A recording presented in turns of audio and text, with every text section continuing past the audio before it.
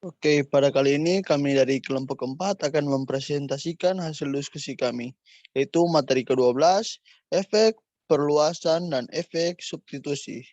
Dengan nama-nama kelompok, yaitu yang pertama ada Angelina Patricia Sitorus, yang kedua adalah Cecilia Dindi Afrilsa, yang ketiga ada Stefano Dotodehe, dan yang terakhir ada saya sendiri, yaitu Rian.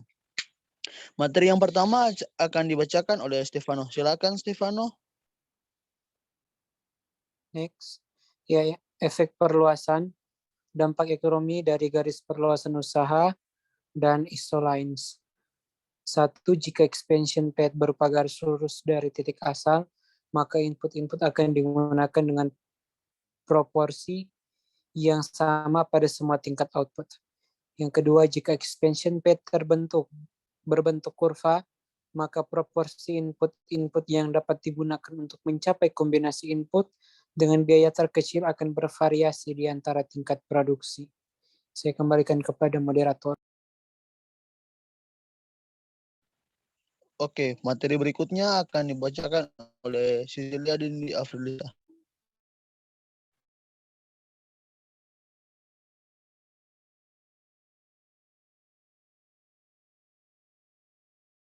Silakan Cecilia Dindi Afrilisa, dipersilakan.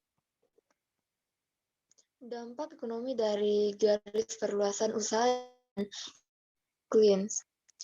Isoclines dapat diturunkan dari pers atau fungsi produksi.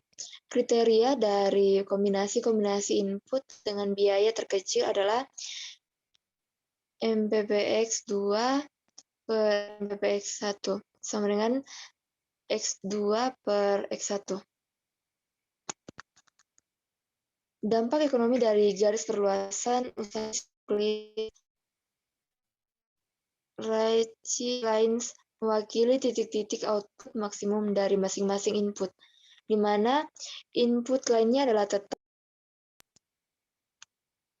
Right lines menjelaskan tentang batas-batas dari substitusi input.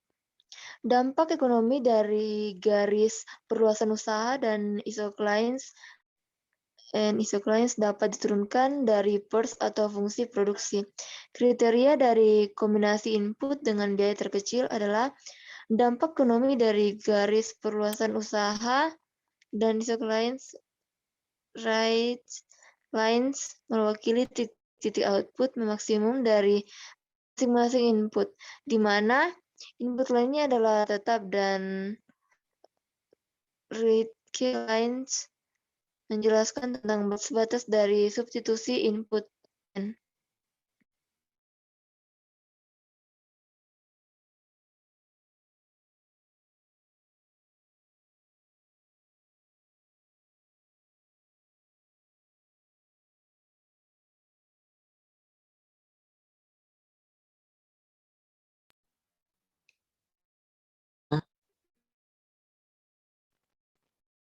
Efek pendapatan. Efek pendapatan menggambarkan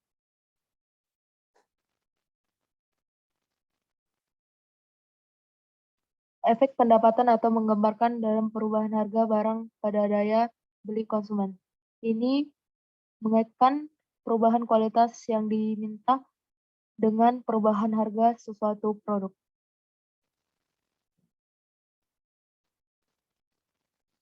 Efek substitusi.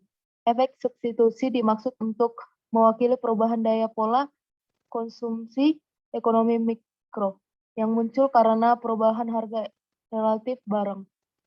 Konsumen memiliki kecenderungan untuk mengganti barang-barang mewah dengan alternatif yang lebih murah ketika pendapatan menurun atau harga meningkat.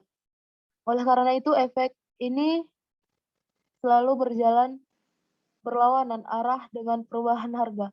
Ketika harga barang turun, efek substitusi mengakibatkan meningkatkan kualitas yang diminta.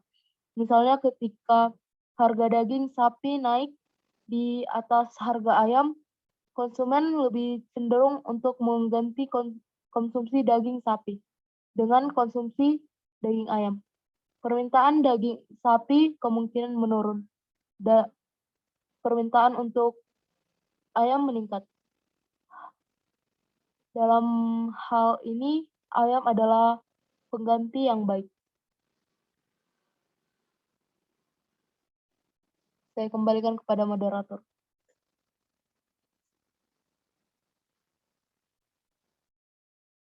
Baik, terima kasih. Inilah hasil diskusi dari kelompok 4. Jika ada kesalahan perkataan atau penulisan, kami minta maaf. Terima kasih.